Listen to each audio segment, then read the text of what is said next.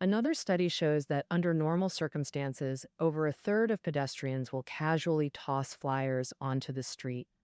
But if pedestrians see someone picking up discarded flyers, the littering rate drops to 4%. All right, we've covered that part now. First key concept: herd mentality stems from people's need to make efficient decisions, gain social approval, and maintain positive self identity.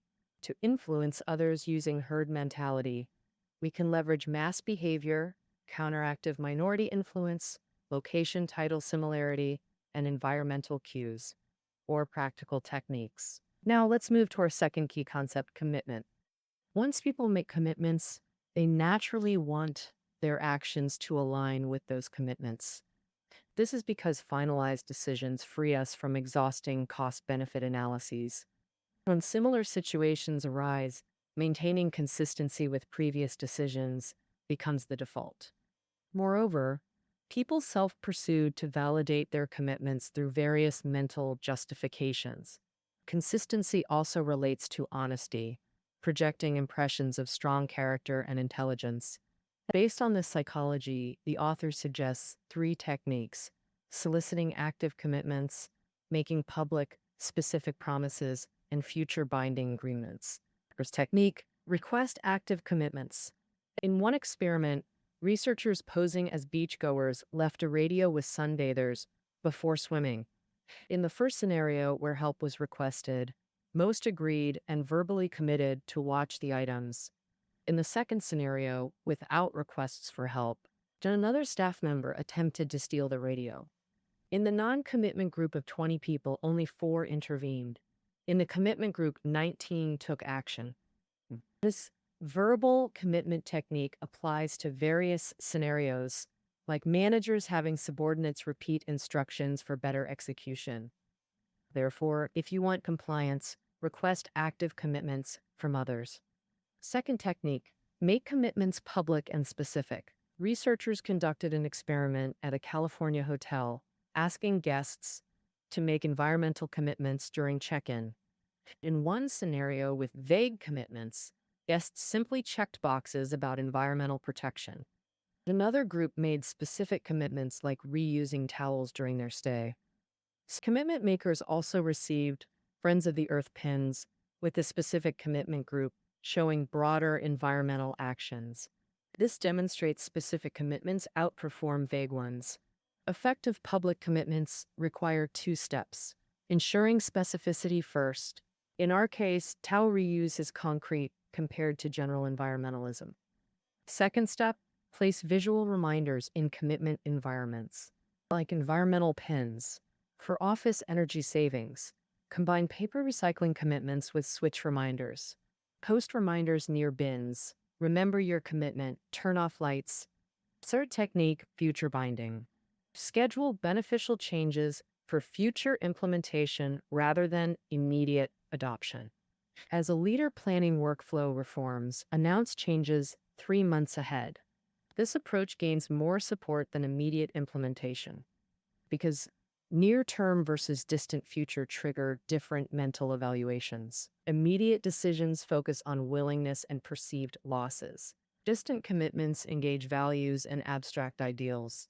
When aligned with values, people readily commit and follow through.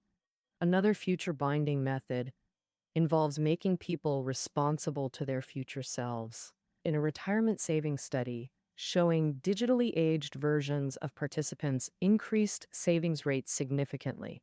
Similarly, showing smokers visual simulations of smoking-induced aging might motivate healthier long-term choices. Now let's summarize the second key concept: commitment. Most people desire consistency between words and actions. Therefore, we can use 3 techniques to influence others. First, request active commitments when making demands. Second, ensure commitments are specific and publicly declared. Third, use future binding to inspire long-term beneficial actions. Now let's explore the third key concept: opportunity cost. What is opportunity cost? Simply put, it's the potential benefits you miss when choosing one option over others. The book gives a brilliant example. A frustrated customer waiting on hold with phone company.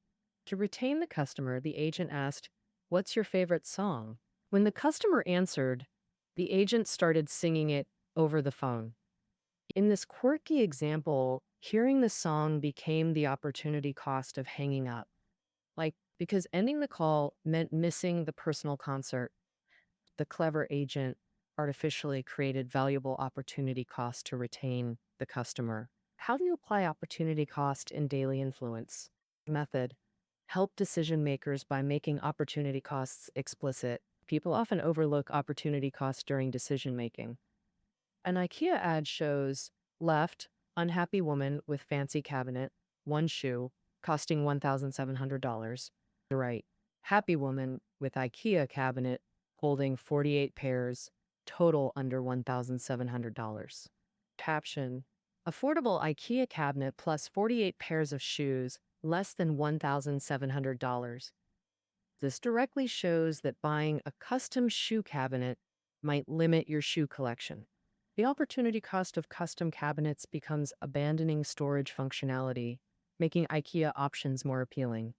When promoting decisions, frame opportunity costs as low-value alternatives. De Beers Diamond Company has another classic ad beyond their famous slogan.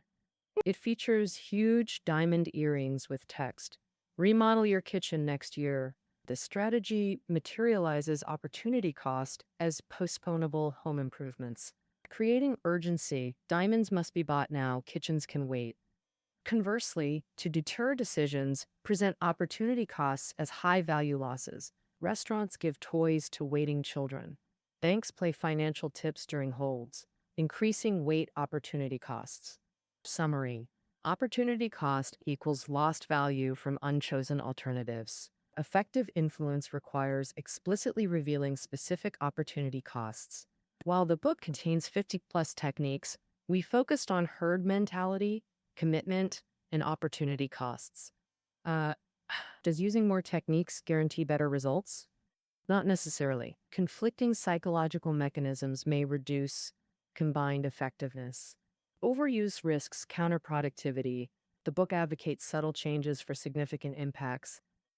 Precisely because techniques are small and subtle, they avoid suspicion. Overzealous persuasion attempts often backfire by revealing intentions. That concludes our analysis of the small big.